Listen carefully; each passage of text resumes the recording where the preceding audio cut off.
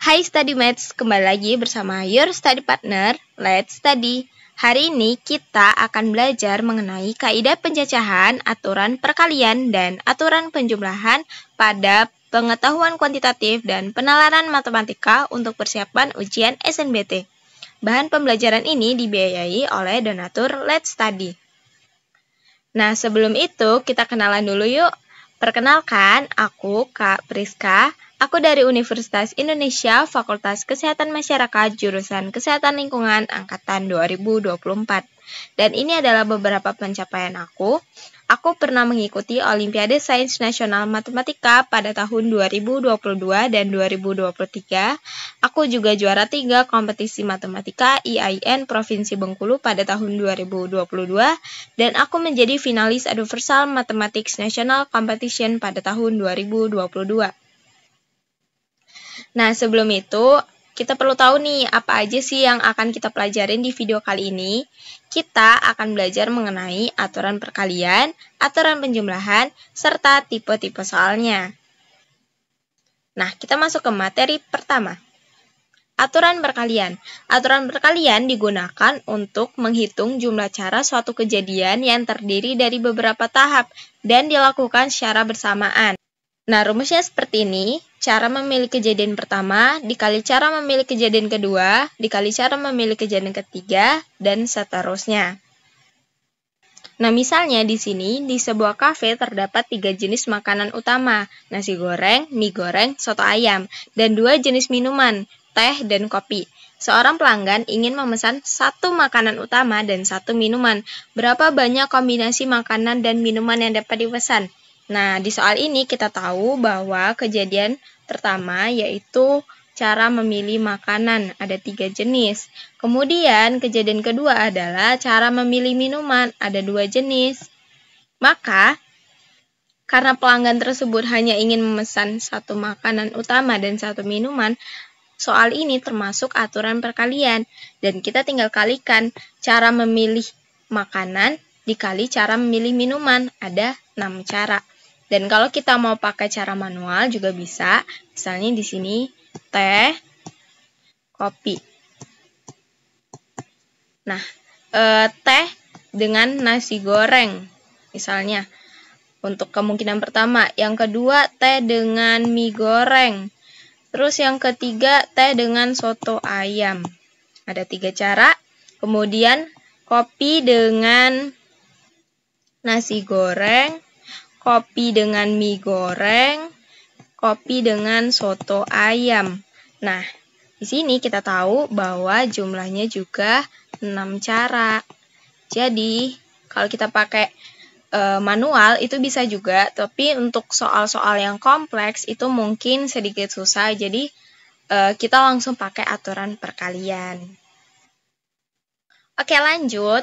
Aturan penjumlahan digunakan untuk menghitung jumlah cara suatu kejadian dapat terjadi jika kejadian tersebut tidak bisa terjadi secara bersamaan. Nah, ini kebalikannya. Jadi, rumusnya adalah cara memilih kejadian pertama ditambah cara memilih kejadian kedua dan seterusnya. Oke, misalnya di sini, di sebuah ruangan terdapat 10 kursi merah dan 5 kursi biru. Berapa banyak cara untuk memilih 1 kursi saja? Nah, ini bedanya. Kalau yang tadi kan kita harus memilih 2 kejadian tersebut secara bersamaan. Nah, kalau di sini, 2 kejadian ini tidak perlu dipilih secara bersamaan. Jadi, kita hanya memilih 1 kursi saja di antara 2 ini. Makanya di sini total caranya adalah dijumlahkan karena mereka tidak terjadi secara bersamaan. Oke, lanjut kita coba untuk lihat tipe soalnya. Nah, ini adalah model soal pilihan ganda. 2 buah dadu dilemparkan secara bersamaan. Tentukan banyaknya kemungkinan hasil pelemparan yang menghasilkan jumlah angka pada kedua dadu lebih dari 8. Oke, untuk soal seperti ini, kita bisa misalkan terlebih dahulu jika X adalah angka yang muncul pada dadu pertama dan Y adalah angka yang muncul pada dadu kedua, di mana X plus Y ini nilainya lebih dari 8, sesuai di soal ya, jumlah angka pada kedua dadu lebih dari 8. Nah, kita coba masukkan jika X sama dengan 1, oke, kita substitusi hasilnya, Y lebih dari 7. Dan ini tidak memenuhi. Kenapa? Karena angka pada dadu itu kurang dari atau sama dengan 6. Kemudian jika X sama dengan 2, kita coba nilainya Y lebih dari 6, dan ini juga tidak mungkin. Kemudian jika X sama dengan 3, maka 3 plus Y lebih dari 8, Y lebih dari 5, dan ini mungkin. Nah, Y yang lebih dari 5 hanya jika Y sama dengan 6. Jadi ada satu kemungkinan. Jika X sama dengan 4, maka 4 plus Y lebih dari 8, maka Y lebih dari 4. Ini mungkin. Dan Y yang memenuhi adalah Y sama dengan 5 atau Y sama dengan 6. Dan ini ada dua kemungkinan. Jika X sama dengan 5, maka 5 plus Y lebih dari 8, maka Y lebih dari 3. Ini mungkin. Nilai Y yang memenuhi adalah Y sama dengan 4, 5, atau 6. Ada 3 kemungkinan. Nah, jika X sama dengan 6, maka 6 plus Y lebih dari 8, maka Y lebih dari 2.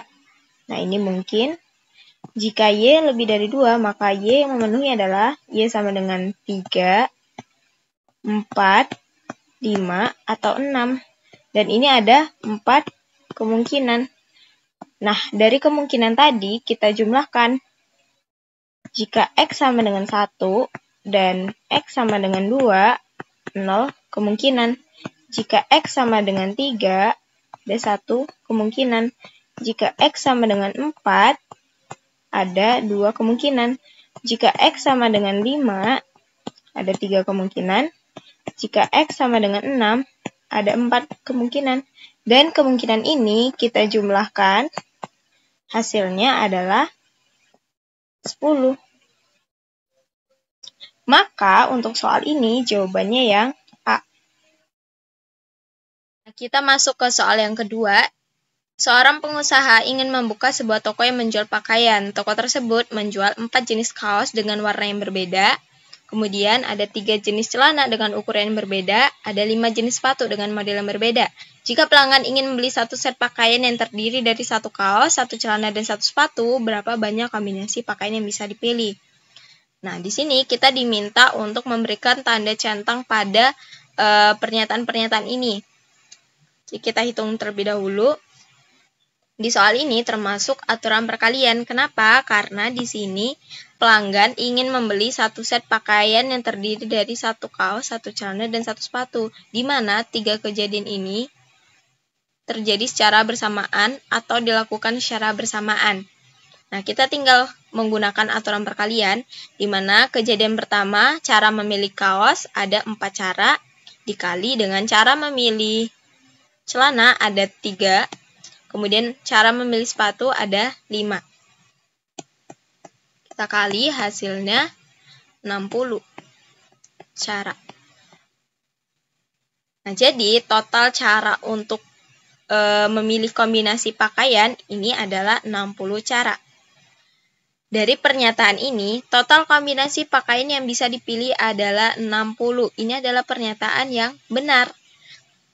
Setelah kita cari, tadi hasilnya 60. Kemudian, setiap pelanggan dapat memilih salah satu dari 4 kaos, 3 celana, dan 5 sepatu. Yang berarti aturan perkalian berlaku, dan ini adalah pernyataan yang benar. Kemudian, pernyataan ketiga, pelanggan hanya dapat membeli pakaian dari satu kategori, misalnya hanya membeli kaos atau celana, bukan keduanya. Nah, ini adalah pernyataan yang salah. Ini adalah pernyataan yang salah, karena di soal tadi, itu adalah soal aturan perkalian. Jadi ini, kalau pernyataan yang ketiga, itu termasuk aturan penjumlahan. Oke, kita lanjut ke soal yang ketiga. Di sebuah event pameran seni, terdapat 3 galeri yang masing-masing menampilkan berbagai karya seni. Setiap galeri memiliki jenis karya seni yang berbeda, sebagai berikut. Galeri A menampilkan 5 lukisan dan 7 patung, galeri B menampilkan 8 lukisan dan 3 patung, dan galeri C menampilkan 4 lukisan dan 6 patung. Pengunjung hanya boleh memilih satu jenis karya seni, lukisan, atau patung dari salah satu galeri. Berapa banyak kemungkinan pilihan yang tersedia? Nah, karena di sini pengunjung hanya boleh memilih satu jenis karya seni dari salah satu galeri, maka kita hitung dulu kemungkinan untuk galeri A. Untuk galeri A ada 5 lukisan dan 7 patung, maka total caranya adalah 12 cara. Ini adalah kemungkinan untuk galeri A. Untuk galeri B, ada 8 lukisan dan 3 patung, maka total caranya adalah 11 cara. Kemudian untuk galeri C, ada 4 lukisan dan 6 patung, maka ada 10 cara. Karena di sini hanya memilih dari salah satu galeri, maka total caranya kita jumlahkan, hasilnya 33 cara. Jadi jawaban untuk soal ini adalah 33 cara. Nah, ini adalah beberapa kata kunci yang mungkin bisa digunakan oleh StudyMath untuk membedakan aturan perkalian dan aturan penjumlahan. Nah, kalau aturan perkalian itu digunakan untuk 2 atau lebih kejadian yang terjadi secara bersamaan. Misalnya, memilih makanan dan minuman, memilih roti dan nasi goreng, memilih kemeja dan celana. Nah, biasanya itu menggunakan kata dan. Lalu kalau aturan penjumlahan digunakan ketika 2 atau lebih kejadian itu terjadi tidak secara bersamaan. Misalnya kita disuruh memilih antara kemeja atau kaos. Misalnya kita disuruh memilih antara teh atau kopi atau susu. Nah, biasanya untuk lebih memudahkannya seperti itu. Nah, semoga mudah dipahami ya StudyMath. Terima kasih kepada donatur Let's Study yang sudah membiayai dalam produksi materi ini. StudyMath bisa mereview kembali bahan pembelajaran textbook, PPT, dan latihan soal pada link di description box. Let's Study juga menyediakan playlist YouTube khusus bahan pembelajaran loh. Jangan lupa dicek ya StudyMath. Nah, StudyMath juga bisa mensupport Let's Study dengan berdonasi seikhlasnya. Selain donasi dalam bentuk uang, StudyMath juga bisa share platform Let's Study kepada teman sekitar atau membagikan info platform Let's Study ke sosial media StudyMath.